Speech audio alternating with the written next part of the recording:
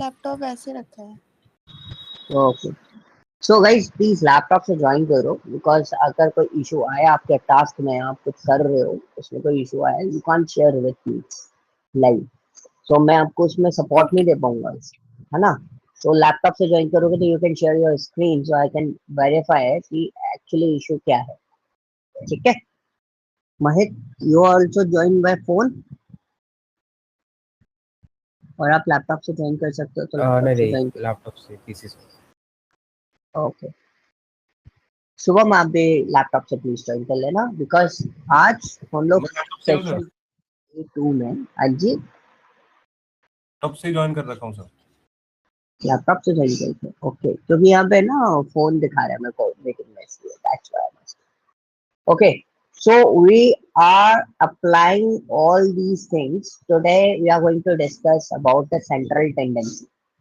Okay, easy है, tough नहीं है, बहुत सिंपल क्वेश्चंस हैं, बहुत सिंपली हम उन चीजों पे वर्कआउट करेंगे। सो पहले मैं आपको दूंगा level 1, that is our phase 1 questions. Phase 1 questions बहुत इजी होते हैं, जिससे आपको एक क्लैरिटी मिल जाएगी कि मीन कैसे काम करता है, मीडियन कैसे काम करता है और मोड कैसे काम करता है, ठीक है। बट मैं फाइनल जो टास्क असाइन करूंगा, these are the minor project which is related to the central techniques. Minor project in the sense छोटे छोटे टास्क होंगे, जिसमें आपको एक छोटा सा सिनेरियो में आपको प्रोवाइड करूंगा, एंड आपको खुद सेल्फ अंडरस्टैंडिंग लेनी है कि आप किस तरीके से उस टास्क को परफॉर्म करोगे। ओके, तो इजी है, बट हम इसमें टूल ट्रेनिंग नहीं कर रहे, हम सिर्फ और सिर्फ स्टैटिस्टिक्स पे यूटिलाइजेशन करेंगे।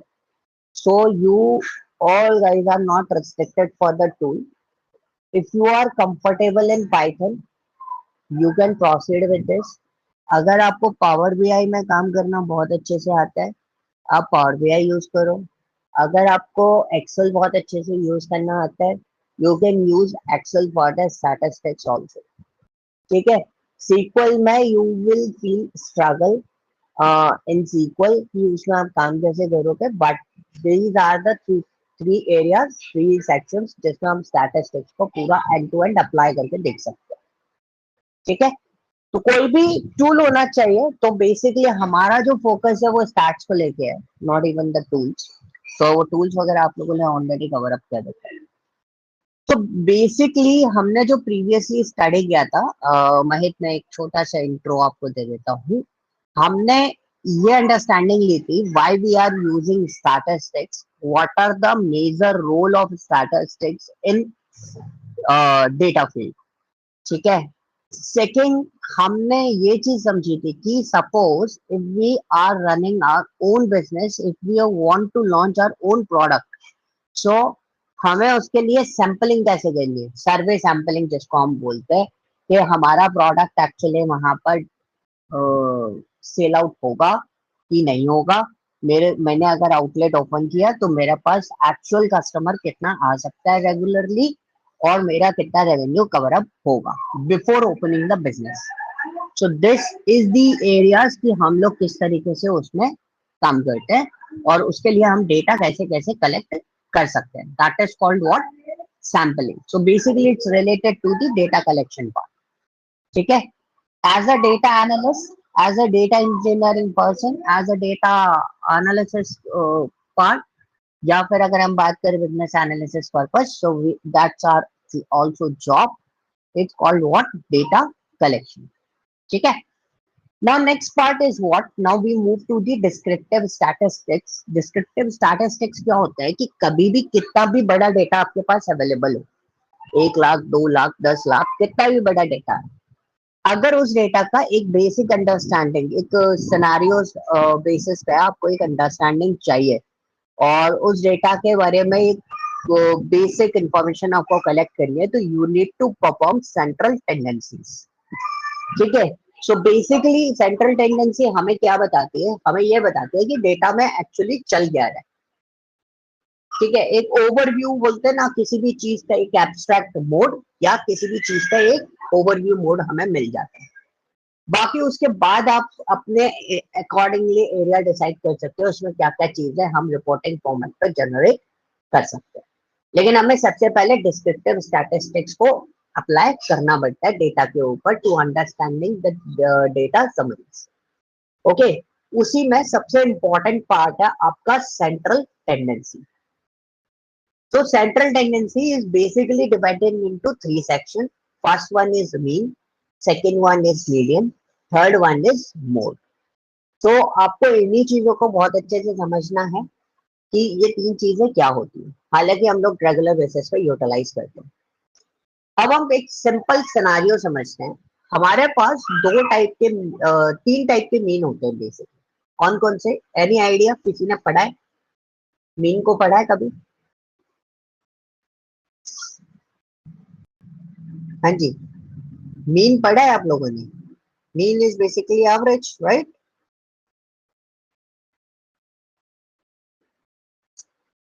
हाँ जी सर। तो मीन कितने टाइप के पढ़े हैं अभी तक? कोई आइडिया? जो मेरे स्क्रीन पे दिखाई दे रहा है that is the scenarios, but basically mean के भी हमारे पास बहुत सारे टाइप होते हैं। ठीक है, मैं आपको कुछ क्वेश्चंस भी असाइन करूंगा कि इंटरव्यू में किस टाइप के क्वेश्चंस स्टैट्स पे आ जाते हैं। सो बेसिकली हमारे पास एक हार्मोनिक मीन होता है, एक अरिथमेटिक मीन होता है। ठीक है, तो इस साइड से हमारे मीन्स डिवाइडेड होते हैं, बट मैंने उनको और सिंप्लीफाइज किया, जो और थोड़ा सा रिसर्च करके सिंप्लीफाइज करके देखा what kind of mean we have and कौन से मीन है जो हमारे लिए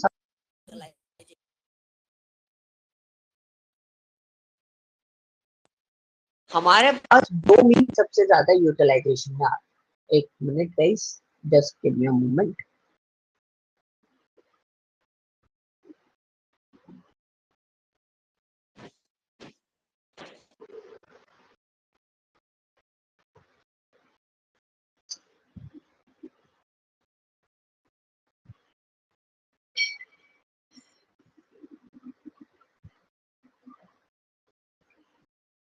ओके, सो हमारे पास दो टाइप के मीन जो होते हैं स्टार्ट्स में सबसे ज्यादा यूटिलाइजेशन में आते हैं, because these are the relatable question जो हमारे बिजनेस में यूज केस में आपको अक्सर देखने को मिलेगी।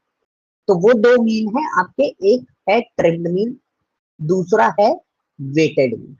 मैं आपको स्टेप बताऊंगा जो कि आप कॉपी और पेन पे सॉल्व आउट कर सकते हो बाय यूजिंग दैट। बट अगर आप एक्सेल या उसमें यूज कर रहे हो तो आपको इसमें सिनेरियोस यानी कि फॉर्मूला स्टेप्स आपको प्रॉपर राइट करनी पड़ेगी कि हमारा प्रोग्राम इसी तरीके से प्रोसेस होता हुआ निकलेगा। ठीक है, so mean is the average, ये आप सभी को पता है, and data in the simpler term is called the sum of values divided by total number of values. This is a simple formula. Sum of values divided by total number of values. Okay, that is a simple area. ठीक है, it's represent by the letter sigma. पहली चीज, जब भी आप stats में काम कर रहे हो, आप इंडस्ट्री में जब मूव कर जाओगे या जो लोग इंडस्ट्री में ऑलरेडी काम कर रहे हैं, तो हम प्रेजेंटेशंस में कभी भी सीधा लिखते नहीं है that is called trimmed mean, weighted mean and something. We are applying the what symbols. So वो बहुत ज्यादा इम्पैक्टफुल होता है। ठीक है, symbols is very impactful everyone. So वीक एक ग्रीक लैटर्स होता है। ग्रीक लैटर्स आप देखोगे पूरे मैथमेटिक्स के अंदर आपको most of the time Greek letters मिल जाएंगे, जैसे सिग्मा हो गया। स्टैंडर्ड डेविएशन के लिए आपको सिग्मा के साइंस अलग मिलेंगे। समीशन हो गया, ऊपर जो साइन है that is also called sigma and summation. थोड़ा सा डंडे का फर्क होता है, कागजी साइड ई जैसा फॉर्मेशन बन जाता है। तो वैसे ही यहाँ पर I am also confuse in this कि म्यू क्या है। म्यू दो अलग अलग चीजें होती है। कभी कभी आप मीन को देखोगे तो एक्स के ऊपर मैंने बार बना रखा है, कभी ऊपर नहीं आ रहा था, साइड में आ रहा है, इसलिए मैंने साइड में लिख रखा है। वरना एक्स के ऊपर जो बार आपको दिखाई दे रहा है एक्स बार, एक ये तरीका होता है। एक तरीका होता है मीन को म्यू की तरह भी रिप्रेजेंट करते हैं। तो दो टाइप के दो लेवल पे हम मीन को अप्लाई करते हैं। एक होल पॉपुलेशन, मतलब होल डेटा पे जब हम निकालते हैं we are using mu at that time. अगर आपने म्यू लिख के एवरेज कर रखा है या म्यू लिख के मीन कर रखा है, तो जो पर्सन, जैसे सपोज आप मेरे को दिखा रहे हो तो आई थॉट कि ये पूरा पॉपुलेशन का मीन है, मतलब पूरा डेटा सेट का मीन निकाला। अगर आपने उसके अंदर x बार बार करके लिख रखा है, so what is the meaning of that? You are picking the sample from the data set. ये ध्यान रखना, ये बहुत इंपॉर्टेंट चीज है। इतनी सी चीज से हम आइडेंटिफाई, इतनी सी चीज से हम इतनी थ्योरी अपने दिमाग में बना लेते हैं। ठीक है, क्लियर हुआ? न्यू जो होगा वो पूरे होल डेटा सेट पे बात कर रहे हैं। मतलब अगर आपने बार करके लिखा होगा किसी भी वेरिएबल को x bar, y bar, i bar, so that is called what? You are applying the mean on sample data. ठीक है, this is the one. अब हम टाइप पे बात करते हैं। We have two types of mean. The first one is the trend mean, second one is weighted mean. तो trimmed mean क्या होता है? Trimmed mean basically if you want to remove the outliers, तो एक वर्ड और आ गया इसके अंदर, क्या? आउटलायर्स। तो anyone can explain what is outlier? कोई आइडिया? डेली बेसिस पे आप लोग बात करते हो, डेली बेसिस पे चीजों को देखते हो। Yes, anyone? कौन एक्सप्लेन करेगा, कौन सर, बताएगा जो आउटलायर क्या होता है? वर्ड या हाँ, नंबर हमारे डेटा से बहुत अलग होते हैं। करेक्ट। मतलब एक ऐसा परफॉर्मर आपकी टीम का जो या तो बहुत ज्यादा आउटस्टैंडिंग प्लेयर है या बहुत ज्यादा लो प्लेयर है। ठीक है, समझ में आया? मतलब ऐसा होता है ना कि विराट कोहली किसी दिन बहुत अच्छा खेलता है और किसी दिन बिल्कुल नहीं खेलता। जिस दिन बहुत अच्छा खेलता है ही इज ऑल्सो आउटलायर, जिस दिन खेलता ही नहीं है ही इज ऑल्सो आउटलायर। बाकी पूरी टीम हम लोग उसको एनालाइज करते हैं। तो आउटलायर ऐसा नहीं है कि भी लो परफॉर्मिंग चीज होती है। Outlier can be a low performing thing और हाई परफॉर्मिंग थिंग।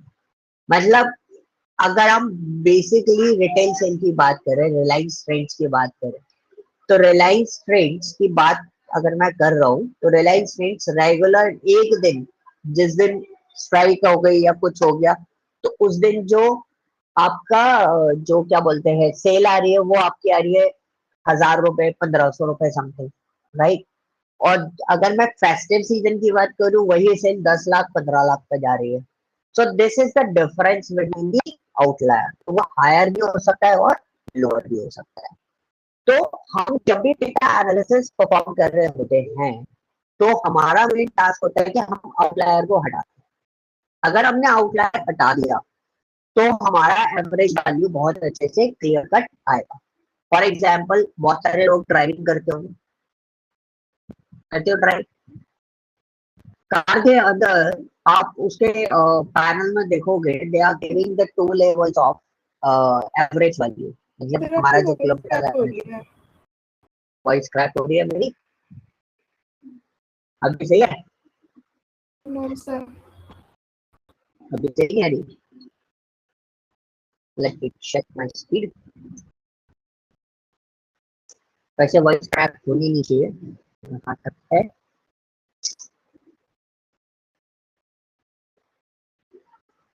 स्पीड तो सही आ रही है। यस, अभी भी मेरी वॉइस क्रैक हो रही है? यस प्रियांशी। नो सर, अब नहीं हो रही। अब नहीं हो रही? ठीक, okay. So I am just saying कि जब हम आउटलायर के बेसिस पर बात करें, तो आउटलायर दो अलग अलग चीजें होती है। इफ यू वांट कि ये गाड़ी, हम गाड़ी परचेज करने जाते हैं तो हम क्या बोलते हैं कि इसकी एवरेज वैल्यू क्या है, and the sales person is told us in the two form, दो लेवल पे वो अपनी वो बताता है एवरेज किलोमीटर, एवरेज क्या देती है गाड़ी। तो बोलता है इन city it gives you the 10 to 12 and on highway it gives you the 20 to 23. So this is the point कि आपके पास दो डिफरेंट सिनेरियोज अवेलेबल है। ठीक है, highway average is different and city average is different. तो ये दो अलग अलग कैटेगरीज होगी। बट इसमें आउटलायर भी हो सकता है। आउटलायर मतलब एक पर्सन जो 40 की स्पीड पर ड्राइव कर रहा है, उसका एवरेज बहुत ज्यादा अच्छा आ रहा है। एक पर्सन जो 100 की स्पीड पर ड्राइव कर रहा है, उसका एवरेज बहुत कम आ रहा है। और एक पर्सन जो एवरेज स्पीड पर ड्राइव कर रहा है, that is called an analytical areas, या हम उस बेसिस पे उसको एनालाइज करते हैं। तो जो लोग 100-120 पर ड्राइव करते हैं, उनको हम आउटलायर कंसिडर करेंगे। जो 40-30 की स्पीड पर ड्राइव करते हैं on highway, that is a outlier for us. This is the real time scenarios जो आप उठा सकते हो। मतलब गाड़ी का एवरेज कैसे निकालोगे हाईवे पे? जो 70 to 80 के बीच में रन कर रहे हैं उनका एवरेज कंसीडर करके we can say that yes मैं जो कार सेल आउट आपको कर रहा हूँ उसका एवरेज इतना है, ठीक है? This is an standard. So trend mean will help you sorry I'm sorry. So trend mean will help you to remove the outliers from the data set. अब वो कैसे करता है कि आपके पास नंबर ऑफ ऑब्जर्वेशन होना चाहिए काउंट. सो देखो ये वाला जो डेटा है इसको हम पिकअप करते हैं, ठीक है? इसको मैंने यहाँ पे पिकअप किया and I am using Excel in front of you,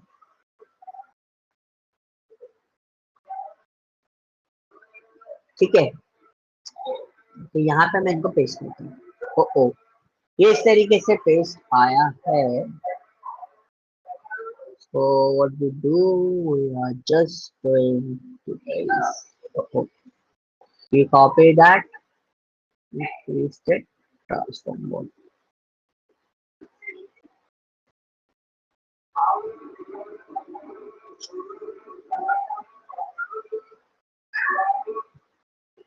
Just a minute.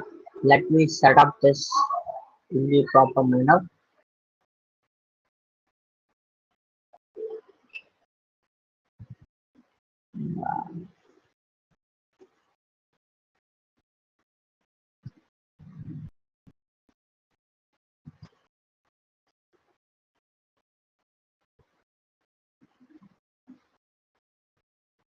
ठीक है, ये हमारा हो गया and we copy this. So you can see मैं एक्सेल का ही यूज कर रहा हूँ, मैं कुछ नहीं कर रहा. आई एम जस्ट यूजिंग और मैं बहुत लो बेस लेवल का काम कर रहा हूँ एक्सेल में. सो वी आर जस्ट ओ थोड़ा सा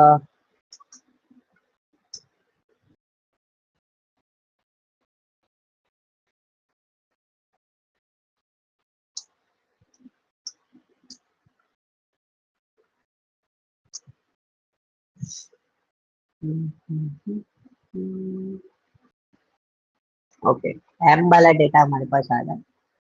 we are just collecting this one.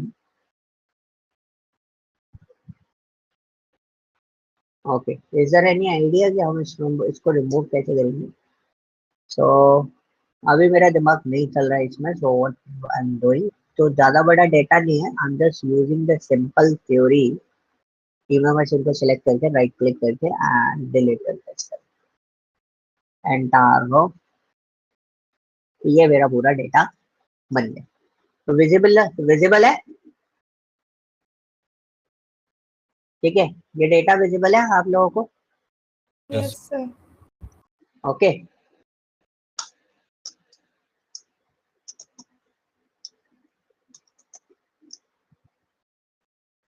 Okay now this is the whole data.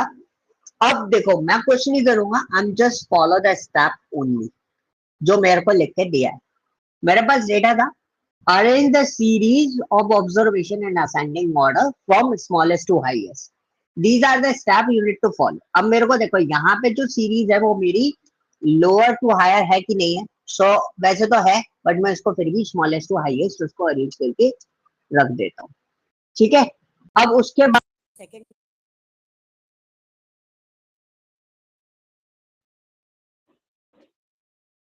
figure out the percentage to be cut on the each end of the observation. मतलब अब आपको ये identify करना है मेरे को कितना परसेंटेज कट करना है, ऊपर से भी और नीचे से. तो देखो कितना लिखा है, find the 10% of the trimmed mean. 10% of the trimmed mean का मतलब क्या हो गया? ये टोटल डेटा कितना है? कितना टोटल डेटा है? 10. तो कितना डेटा हटेगा 10%? कितना डेटा हुआ 10 का? एक हाँ होएगा. जी, 10% कितना हुआ बोलो?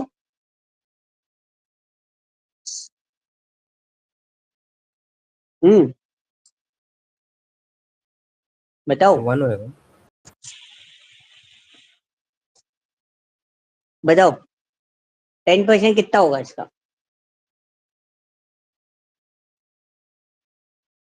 अरे क्या हो गया भाई? आई एम सॉरी, वॉइस नहीं आ रही मुझे आप लोगों की। हाँ जी, वॉइस आ रही है मेरी?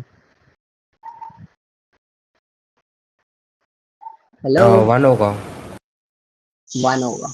तो उन्होंने क्या बोला, लाइक रिप्लाई मेरे को प्रॉपर नहीं दो। Figure out the percentage to be cut on each end. Each end का मतलब क्या हो गया? ऑन बोथ साइड, दोनों साइड से आपको उसको क्या करना है? कट करना है। कट करना है तो one data is from above and the next data is from bottom.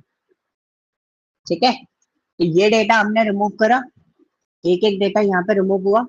अब उसके बाद उन्होंने क्या बोला कि इतना कट करने के बाद let's remove the highest and lowest number from the both end. सबसे लोएस्ट नंबर और हाईएस्ट नंबर मैंने डिलीट कर दिया। Let us apply the standard mean और average formula to calculate the mean. तो हमने इस पे एवरेज फार्मूला अप्लाई किया, तो वन डेटा ऊपर से हटाया, वन डेटा ऊपर से हटाया। तो उसके बाद हम क्या करेंगे? हम इसमें मीन कैलकुलेट करेंगे। तो देखो, जियो मीन, हार्मनी मीन, ट्रेब मीन। तो हम इसमें एक एवरेज वैल्यू कैलकुलेट कर देंगे, क्योंकि उसके लिए मेरे को आपको पूरी सारी चीजें पढ़ानी पड़ेंगी। तो अभी आपको मैंने सारी चीजें पढ़ाई नहीं है। सो यू कैन सी, ये मैंने डायरेक्ट फॉर्मूला लगा दिया था उसके ऊपर, तो ऑटोमेटिकली उसने हाईएस्ट और लोएस्ट वैल्यू रिमूव करके मेरे को वैल्यू दी थी। And now after the trimming the first and last value as per the question, तो हमारे पास आउटपुट ये आया। क्लियर हुआ? किसी को कोई डाउट इतने पार्ट में? हाँ जी। और ये आपने वैल्यू के लिए कौन सा फॉर्मूला लगाया, मतलब हाईएस्ट जो है, मतलब लोएस्ट? मतलब सर ये हाईएस्ट और 17 लोएस्ट, पॉइंट नहीं सर, ये 17.125 का। ये वाला yes. Average. Okay sir. Okay, okay sir.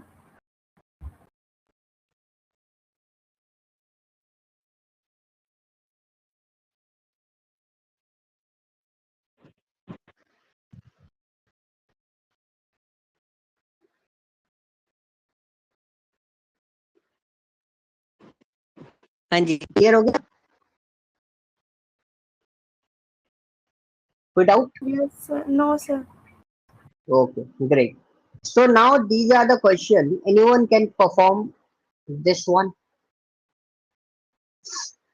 आपको मैंने पीडीएफ दे रखी है, मेरे को इसका आंसर बता दो क्विकली। सो मैं आपके सामने पर आंसर निकाल देता हूँ, आप आंसर क्रॉस वेरीफाई कर सकते हो। सर एक बार पावर बीआई में करके दिखा सकते हो क्या? क्या? एक बार पावर बीआई में करके दिखा सकते हो क्या? पावर बीआई में? तो पावर हाँ बीआई जी, में हाँ यू जी। Can apply the DAX. Power BI में बहुत टाइम लेगा ये। ओके सर, कोई ना कोई ना। ठीक है, सो आई सजेस्ट कि आप एक्सेल में करो। If you want to do on the Power BI, you need to create a data set on Excel first of all. Yes. Otherwise आप पावर बीआई में भी डायरेक्ट डेटा सेट क्रिएट कर सकते हो, बट उतनी facility नहीं मिलेगी, क्योंकि हमारा जो क्वेश्चन है ना, वो कुछ इस तरीके से लिखा हुआ है। ठीक है, तो इसमें हमें इसको अलग अलग भी करना पड़ेगा, कॉमा भी सेपरेट करने पड़ेंगे। तो basically, if you want to go with the Power BI, so you can use this one and start the transform data. Just give me a moment. ये प्रॉब्लम होता है पावर बीआई में।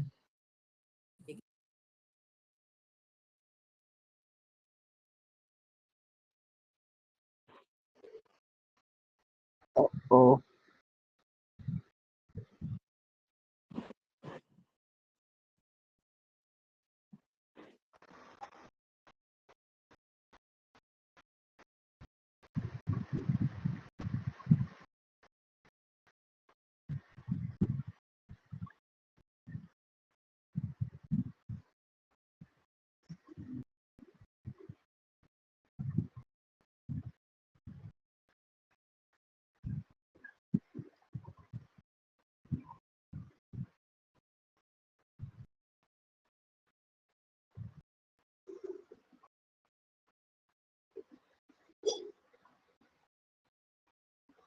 Yes, now it's open.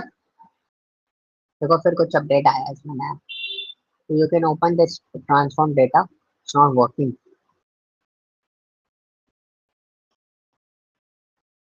एक बार sir खुद से try कर लूंगा, कोई क्वेश्चन डाउट आया तो आपसे पूछ लूंगा उसके बारे में। हाँ, लेकिन अभी मेरे को एक्सेल में परफॉर्म करके दो ये चीज, तो सो आई कैन फॉर्मूला क्या था, एक बार अंडरस्टैंड। वापस बता सकते हो? हाँ जी, एवरेज का फॉर्मूला क्या था, वापस बता सकते हो? Average is average, sum of sum of the data divided by number of the data, sum of नहीं value नहीं, divided by number of तो values. उसका सिंटैक्स सिंटैक्स करी। In Excel, you can just apply equal to and write the average and pass the data set. This is the syntax.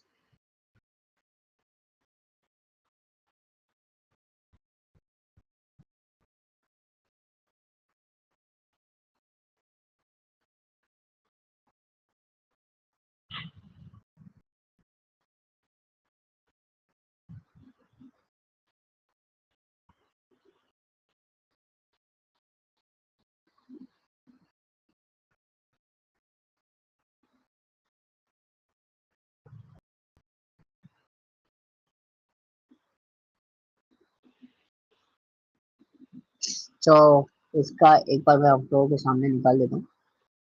You can apply this one.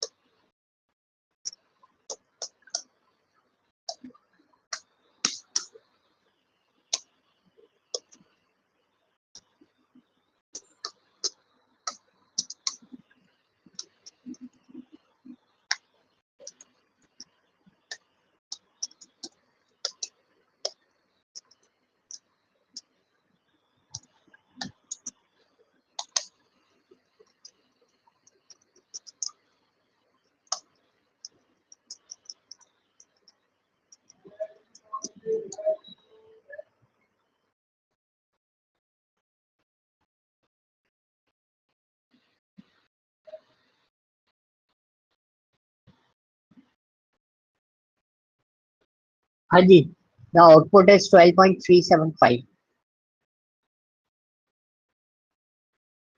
So as per the 20% of 20 data, it's what? कितना होगा 20 data का 20%? 10 का 2.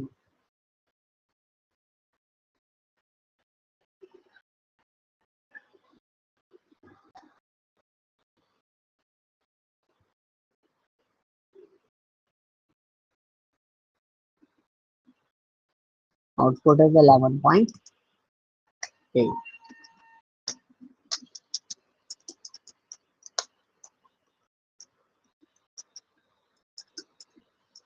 तो output भी check कर लेना,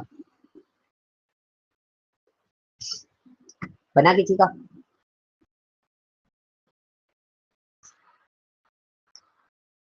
sir आपने average में कॉलम सेलेक्ट करने के बाद कॉमा पॉइंट 0.2 क्यों डाला था? That is a percentage because whenever you are applying the trimmed mean in Excel, so first is your array, क्या आपको कितने डेटा पास करना है, and this is on percentage, कितना मीन करना है उसका, trimmed कितना करना है उसका. So 0.2 is equal to 20%.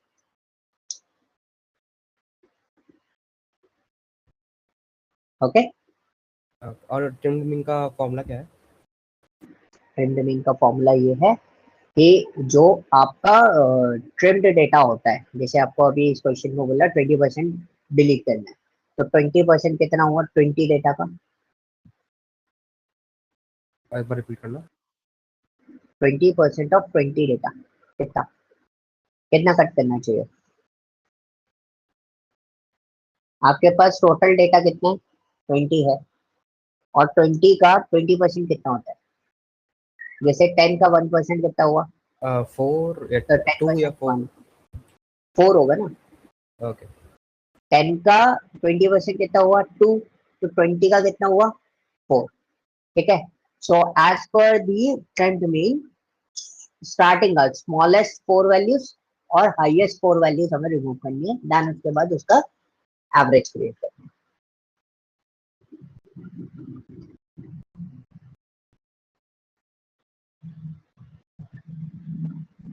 Okay, so in that case ये जो 4 ऊपर से हटाया और जो नीचे से 4 हटाया, these are called what, outliers. इन सबको हम क्या बोलते हैं, आउटलायर्स बोलते हैं, जो हमने रिमूव करे। Okay, clear.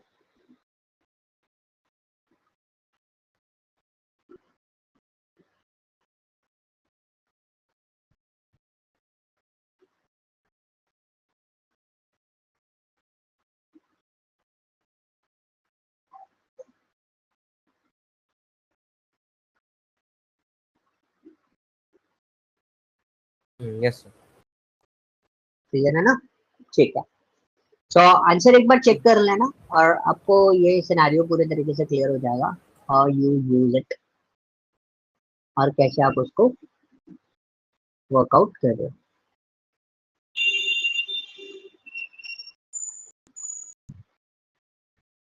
ठीक है,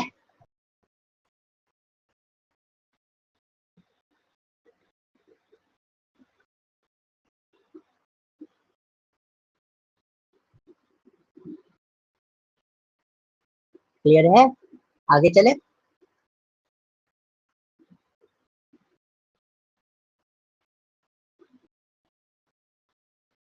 यस सर। सो छोटा सा मैं आपको एक क्वेश्चन व्हाट्सएप पे फॉरवर्ड कर रहा हूँ, and it's a basic question, basic real time question. Okay, so मैंने आपको भेज दिया, व्हाट्सएप पे भेजा है। You just follow that question और उसको सॉल्व आउट करने की कोशिश करना, और ये वाले जो क्वेश्चन है वो कर लेना। It just for the practice purpose कि आपको चीज समझ में आ जाए, और आप 2 3 4 5 क्वेश्चन कर लोगे तो you are very clear about that कि आप लोग क्या परफॉर्म कर रहे हो। Okay, next move to the weighted mean. Weighted mean क्या होता है, कॉन्टेक्स्ट समझते हो, कॉन्टेक्स्ट एक वर्ड बोल रहा हूँ मैं, कॉन्टेक्स्ट समझ में आता है, context is what, like for example I'm talking about the statistics, but in what context I can explain to you। context का मतलब हुआ मैं क्या ऐसे एग्जाम्पल्स लूं, क्या ऐसी चीजें लूं जिससे आपको ये चीज समझ में आ जाए। So I am using the very basic examples, मैं हार्डकोर लेवल पे जो इंडस्ट्री एग्जाम्पल्स होते हैं वो नहीं ले रहा हूँ मैं आपके सामने। I'm giving the context about the sales. I'm giving the context about the real life scenarios, average, car average, other things. I'm provide the context about the marketing analysis. This is called what, context। कि किस context में आप बात कर रहे हैं। Okay, clear? This is the part. Now अब मैं आपको बताता हूँ, वेटेड मीन जो चलता है वो कॉन्टेक्स्ट बेस पे चलता है। कॉन्टेक्स्ट बेस का मतलब क्या हो गया कि आप जब भी किसी भी चीज को कैलकुलेट करोगे, it depends on the context, right. CBSE से ऑलमोस्ट आप सभी लोग सीबीएसई बोर्ड से पढ़े होंगे, राइट। सो सीबीएसई बोर्ड में हमारे को सिर्फ ग्रेड आते हैं, मार्किंग नहीं आती। क्या आते हैं, ग्रेड्स आते हैं, मार्किंग नहीं आती। देखो मैंने यहाँ पे एग्जाम्पल में वही लिखा है, calculating average grade of the student based on their grade distribution। अब ग्रेड कॉन्टेक्स्ट में रहते हैं कि अगर आपके 80% मार्क्स आए तो हम आपको बी ग्रेड देंगे, अगर आपके 90% मार्क्स आए तो हम आपको ए ग्रेड देंगे। दिस इज द पार्ट कि वो कॉन्टेक्स्ट को मैं कॉन्टेक्स्ट क्यों बोल रहा हूँ, ठीक है। क्योंकि इसमें ग्रेड किसके ऊपर डिपेंडेंसी दे रहा है, मार्क्स के ऊपर।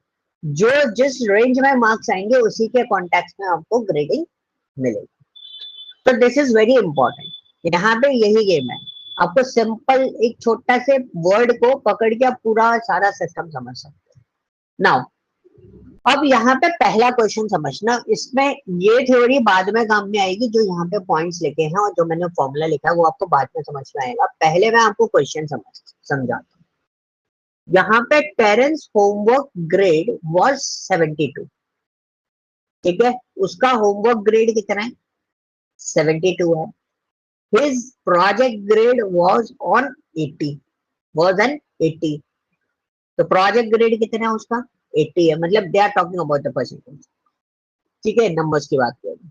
His exam grade was 82, तो उसका होमवर्क में जो ग्रेड है वो 72 है, प्रोजेक्ट में जो ग्रेड है वो 80 है, और उसका एग्जाम जो उसने दिया था उसमें 82 है।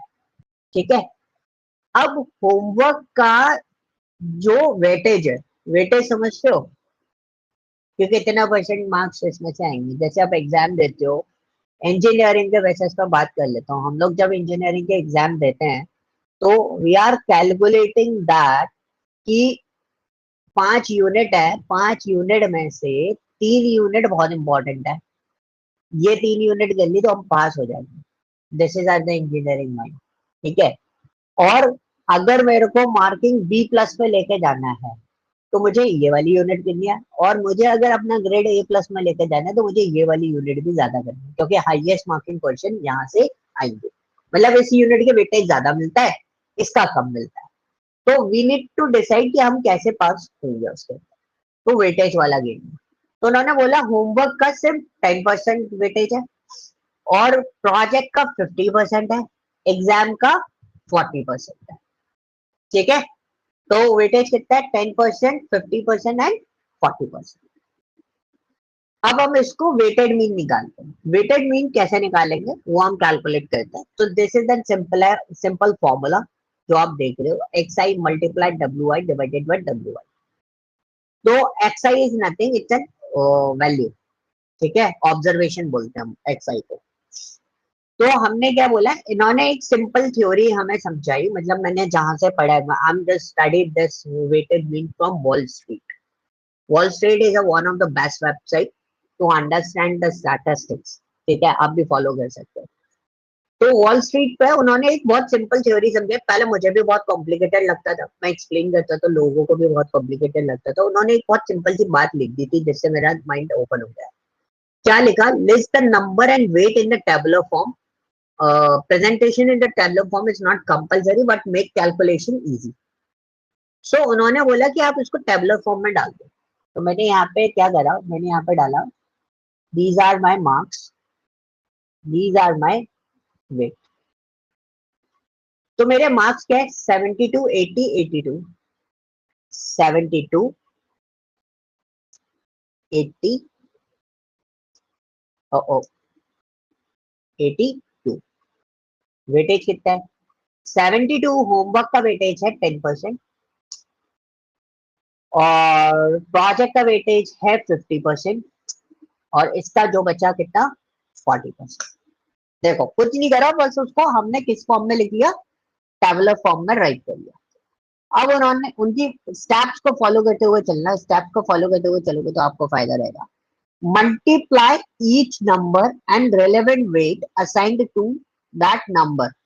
सो यू कैन सी मेरे को क्या करना है, पहले उन दोनों का मल्टीप्लाई करना है, ये वाला X I minus X I into W I. Simple formula use कर रहे हैं। तो ये एक्स आई हो गया, marks is X I, weight is W I. तो इन दोनों का मल्टीप्लाई करेंगे, तो X I multiply W I. ठीक है, देखो भाई ये वाली शीट आपको शेयर नहीं करूंगा, मैं आपको पहले बता रहा हूँ, तो आप लिख लेना मैं कर क्या रहा हूँ। इन दोनों का मल्टीप्लाई करना है, so I multiply this one, control D. ठीक है, ये कैलकुलेशन आ गया सिंपल। अब मेरे को ये बोला सबका कैलकुलेशन निकालने के बाद आपका स्टेप 2 क्या होगा? Unit to summation. समीशन का मतलब होता है जो मल्टीप्लाई करके आपने कैलकुलेशन निकाला है उसका सम कर दो, मतलब इसका सम कर दो। तो हमने इसका सम कर दिया, कितना आया इसका सम? 8000। Okay clear. फिर उन्होंने बोला find the sum of weight. तो देखो फॉर्मूला में भी ये लिखा है, find the sum of weight. तो वेट तो हमारा ये है, इसका सम कितना है? इसका सम है 100। ठीक है, divide the total values obtain in step 3 by the weight of the obtain in step 4। तो सिंपल सी चीज है, इन दोनों को डिवाइड कर दो। तो हमने वेटेड मीन निकालने के लिए क्या करा, 8000 डिवाइडेड बाय 100, दिस इज 80। तो यहां से आपको पता चलेगा इसकी एवरेज वेटेज कितनी आ रही है, मतलब एवरेज कैलकुलेशन कितना आ रहा है। आप 72, 82, 80 के बेसिस पे इसको आइडेंटिफिकेशन नहीं दे सकते। Suppose for example each grade each subject is carrying the 100 marks, 72 plus 80 plus 82, ठीक है, डिवाइडेड बाय 3, तो 78 आता है, 80 नहीं आएगा, तो 2% कम आ रहा है। वेटेज अगर हम वेटेज भी नहीं निकालेंगे तब तक इसका परसेंटेज कैलकुलेट नहीं होगा। क्लियर हुआ? किसी को कोई डाउट? बताओ, आगे चलूं? Yes sir. Okay great. So these are the 5 question जो आपको पहले अप्लाई करना है, then I will assign you the practical question जो आपके डेटा सेट से रिलेटेड होगा, मतलब डेटा सेट मतलब सिनेरियो बेस्ड क्वेश्चन होगा, तो वो मैं आपको बाद में अवेलेबल करवाऊंगा। ठीक है, क्लियर है? वेटेज मीन में कुछ नहीं करना, this is the main concept. अगर आप काम कर रहे हो तो आप इस कॉन्सेप्ट के साथ में काम करो, आपको बिल्कुल भी प्रॉब्लम नहीं आएगी और बहुत आसानी से आपका काम चल जाएगा। ठीक है, तो ये छोटी छोटी ट्रिक्स होती है जो आपको अपनानी होती है स्टार्ट के अंदर। आप पाइथन में भी वर्कआउट करोगे तो you need to write a program for that, तो इसलिए मैंने बोला था पाइथन भी प्रॉपर तरीके से आनी चाहिए तभी आप इसको राइट कर सकते हो। So if you are using Python instead of Excel, so you need to use data structure part, list, tuple, dictionary, ये सब यूज करना पड़ेगा, then you can create the program. Okay.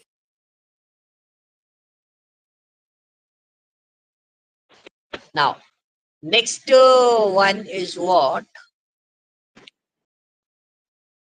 Next one is what? Median. Median is nothing, it's just a simple thing. बहुत simple सी चीज है, उसको मैं quickly खत्म करूंगा, तो I'm not taking the too much time on this. Median क्या होता है? It's a mid value of the data set. अगर आपके पास ऑड डेटा है, जैसे सबसे पहला क्वेश्चन 42743, पहला स्टेप क्या होता है? इसको असेंडिंग ऑर्डर में अरेंज कर लो, स्मॉलेस्ट टू लार्जेस्ट, तो 32447, तो मिड वैल्यू क्या होगी इसकी? 4, क्योंकि बाय डिफॉल्ट आपको पता चल रहा है जो बीच में आएगी 5 है ना, तो जो बीच में आएगी थर्ड वाली value that is your mid value. It's clear? कोई डाउट? बहुत सिंपल सी चीज थी। सपोज ये इवन नंबर्स होते, लाइक फॉर एग्जाम्पल इसमें 6 और होता, तो ये अरेंज कैसे होता? 3 2 4 4 6 7। अब इसकी मिड वैल्यू क्या बची? जो 3 और 4 पे आ रही होगी, तो 2 3, उसके बाद क्या आएगा? 4, फिर क्या आएगा? 4, फिर आएगा 6 7, तो जो 4 4 है these are the mid values. अब 2 वैल्यूज आ रही है, तो ऐसे में क्या करते हैं? मिड की 2 वैल्यू लेके उसको एवरेज कर देते हैं, तो 4 plus 4 is 8 divided by 2 is what? 4। Okay, that is the mid values. इसमें डिपेंडेंसी रहती है, अगर ऑड है तो मिड वैल्यू निकाल के दे दो, अगर इवन सीक्वेंस है डेटा की तो उसका जो मिड वैल्यू होगा उसका एवरेज कर दो दोनों वैल्यूज का। ठीक है, so this is called what? Median. इसमें आई डोंट थिंक सो मेरे को कोई एक्सप्लेन करने की जरूरत है। आप इनको अगर एक्सेल में अप्लाई करोगे तो एक्सेल में डायरेक्ट फॉर्मूला होता है, पावर बीआई में भी होता है और पाइथन में भी होता है, दैट इज कॉल्ड व्हाट?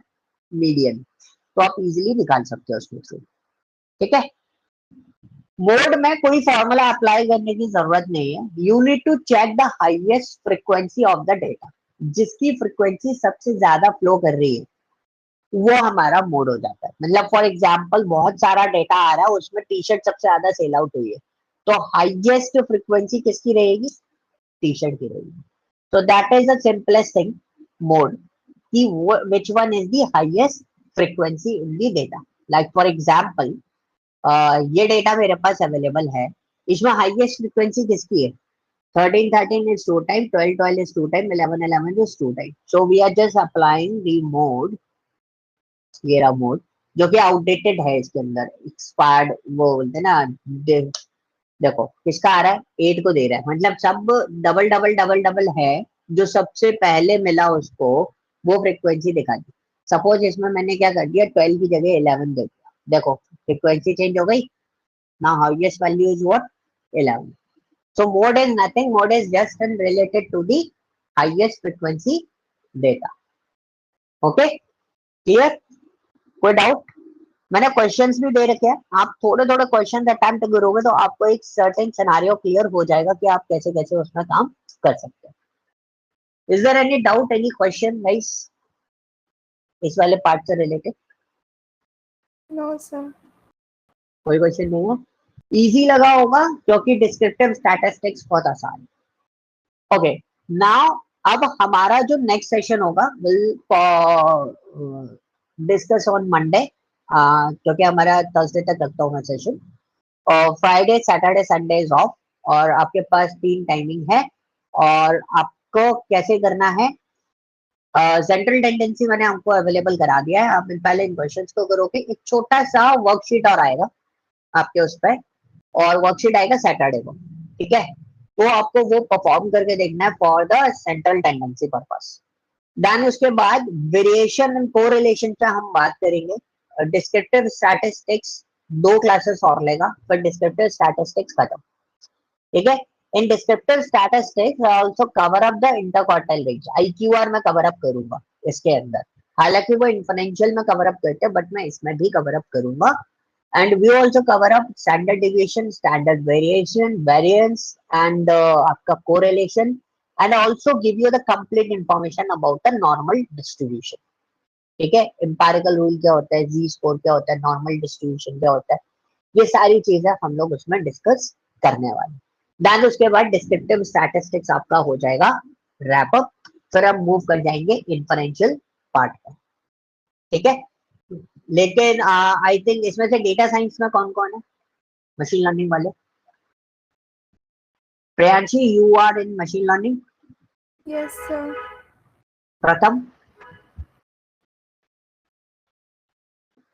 प्रथम please clear, are you in machine learning part और only with the data analytics और बिजनेस एनालिटिक्स पार्ट? दक्ष का मुझे पता है, दक्ष गने का both are in machine learning part. Mahesh, आपका डेटा एनालिसिस है या फिर मशीन लर्निंग पार्ट है? दोनों ही है. I am sorry, both both. Both. Okay, Shubham आपका तो बिजनेस एनालिटिक्स है, right?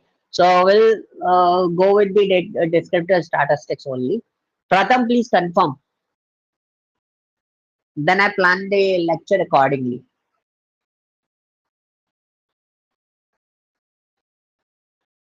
Okay. Sir last I wrote classes में कवर क्या हुआ था? लास्ट 2 क्लासेस में हमारा, देखो एक तो पहला इंटरैक्शन क्लास था, it's don't worry about that, उसमें ऐसा कुछ नहीं करा हमने मैंने. हमारा जो लास्ट था उसमें जो मैंने आपको स्टैटिस्टिक्स, आपको ग्रुप पे मिला होगा, स्टैटिस्टिक्स डे 1, तो वो हमने सैम्पलिंग और उसमें हमने कवर अप किया था किस तरीके से हम डेटा कलेक्शन करते हैं, उस चीज को समझा था. ओके, और जो फर्स्ट क्लास हुई थी, we are discussing about that, कि मैंने पूछा था आप लोगों ने क्या क्या चीजें पढ़ रखी है ऑलरेडी, बट मैंने फिर से रीस्टार्ट किया था इसको. So descriptive statistics, why we are using descriptive statistics in the data field, और उसका मेजर रोल क्या है, हम उसे कर क्या रहे हैं, तो वो उसकी हमने एक बेसिक अंडरस्टैंडिंग वहां पर ली थी, और अभी हम डिटेल में जा रहे हैं सब चीजों को लेकर. सो बेसिकली मैं अभी जो हम कर रहे हैं वो इम्पोर्टेंट है, जो आज से किया. कल वाला जो था वो एक इनिशियल लेवल था, if you are starting your own product या आप अपना खुद का एक कोई ब्रांड वैल्यू सेटअप करना चाहते हो, तो वो डे 1 क्लास थी उसके लिए. अब सपोज आपका चीजें रनिंग मोड में, आप सर्वेज आपके पास अवेलेबल है, now you need to apply this part, central tendency. अब जो चीजें चलेंगी वो आगे वाली चीजें, ठीक है. Okay.